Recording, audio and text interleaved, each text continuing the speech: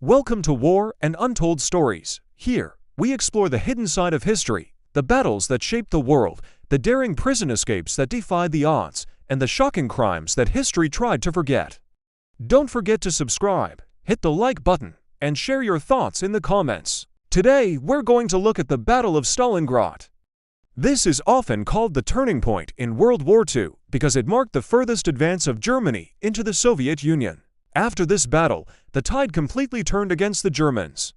The USSR started retaking land and eventually pushed the Germans all the way back to Berlin.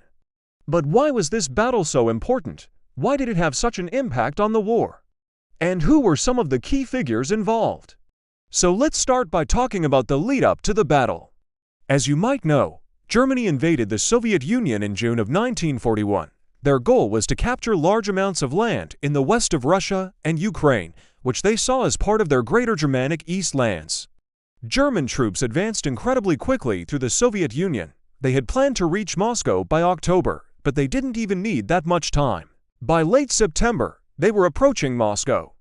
However, the Soviets were able to slow down the German advance long enough to get their forces ready to defend Moscow. So the Germans laid siege to the city, but they were unable to capture it. After failing to take Moscow, Hitler decided to focus his attention on the city of Leningrad, which was very important for its location on the Baltic. Once again, German troops advanced very quickly towards Leningrad.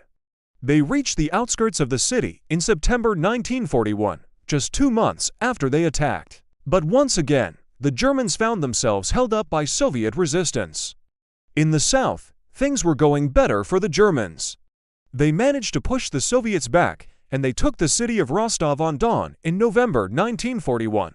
This gave them control over the major cities on the Don River. From there, the Germans prepared to launch a massive attack on the city of Stalingrad, which was very important for its location on the Volga River for the Soviets. Stalingrad was one of the last major cities they could use as a supply hub for their war effort. If the Germans captured Stalingrad, then the Soviets would have to move their supply lines further and further away from the front. To prevent this, the Soviet government ordered the construction of several new rail lines leading from Stalingrad to the Urals. These new rail lines would allow the Soviets to continue supplying their army along the Volga. By early November, the German army was ready to attack Stalingrad. They launched a massive assault with over 2,000 tanks. This caught the Soviets off guard, and they lost thousands of men in the first few days. But as more and more Soviet reinforcements arrived, the situation stabilized and the German advance slowed down. By November, the Germans had taken most of the city, but they were only able to advance about 8 kilometers in 3 weeks. The Soviet defenders were inflicting heavy casualties on the Germans and slowing their advance. But Hitler wanted the battle to be over quickly. He ordered the German forces to stop advancing and instead lay siege to the city. He wanted to force the Soviets to surrender instead of trying to completely destroy the Soviet forces in and around Stalingrad. But the Soviet leadership refused to surrender the city. They believed that they could hold out long enough for the winter to force the Germans to retreat. And unlike in previous battles, the Soviets had more forces defending the city than the Germans. At this point, the German leadership had made a serious mistake. They had spread their forces too thin, and now they were struggling to maintain their positions in the north, center, and south. This meant that they didn't have enough troops to properly lay siege to Stalingrad. Also, many of their troops were exhausted and needed rest. But the Germans refused to allow them to take any time off. He demanded that they continue attacking and finish the battle quickly. The Germans were able to capture some surrounding villages, but the Soviets were able to hold out. For the next few weeks, both sides fought bitterly for every house and street in the city. The Germans kept trying to break through the Soviet lines, but they were repelled each time. The Soviets were able to inflict heavy casualties on the Germans while suffering fewer losses themselves. By mid-February 1943, the Germans were losing more men every day than they were able to bring up from their reserves. And when the weather began to improve, the Soviets launched counterattacks. They pushed the Germans back from the city and took back some of the villages. He was seething with rage. Refusing to acknowledge his own mistakes, he pointed the finger at everyone else for the city's escape. In a brutal purge, he dismissed several top generals and entrusted their commands to far less experienced officers, sealing the army's fate. Some of these new commanders continued the battle, but they still weren't able to dislodge the Soviets from Stalingrad. On February, the Soviets launched a surprise attack. They crossed the river south of Stalingrad and cut off the German supply lines. The Germans were trapped in the city with little access to food or ammunition. Over the next few days, the Soviets closed in on the Germans. By March, the Germans were trapped in a small area of the city. On February, the German leadership realized that they were defeated. They allowed a group of Soviet soldiers to enter the city to negotiate the terms of surrender. But when the German commanders met with the Soviets to sign the treaty, they refused to do so unless the German troops were given safe passage out of the city. The Soviets agreed to these terms, and soon after, over 90,000 German troops left the city. You have to remember that at the time, the Germans were surrounded and basically starving. Many of them hadn't eaten a proper meal in weeks, and they were exhausted from months of fighting.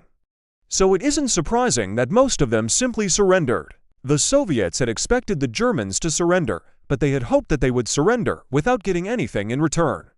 They had no intention of allowing the Germans to leave safely. But in the end, they agreed to the deal anyway. When news of the German surrender reached Moscow, the population went wild. People were celebrating in the streets, and the Red Army organized a victory parade. The Germans had been pushed back from the city, and this was a sign that the tide of the war was turning. The Germans had suffered a catastrophic defeat, and this affected their ability to wage war. From this point on, the Germans had to play defense more often than they played offense. And soon they were on the run. As for Stalingrad, the city had been badly damaged during the battle. The Germans had destroyed much of the city's infrastructure as they retreated. But the Soviets were determined to rebuild the city. They used the German prisoners of war to help clear away the rubble and rebuild the homes and factories. The city was rebuilt within a few years, and today is home to over 2 million people. So why was the battle so important? Why did the German surrender effectively turn the tide of the war? Well, first of all, the German army had wasted a lot of resources taking Stalingrad. They had expended countless shells, bullets, and bombs. They had advanced very little, and they had lost huge numbers of men. The German military was already stretched thin across the entire Eastern Front, and taking Stalingrad had drained their resources even more. This weakened the German military and made it difficult for them to continue fighting. Secondly, the German leadership made a critical mistake by spreading their forces too thin. When they invaded the Soviet Union, they had a numerical advantage. They had more troops than the Soviets. But as they advanced further into Soviet territory, they had to spread their forces out.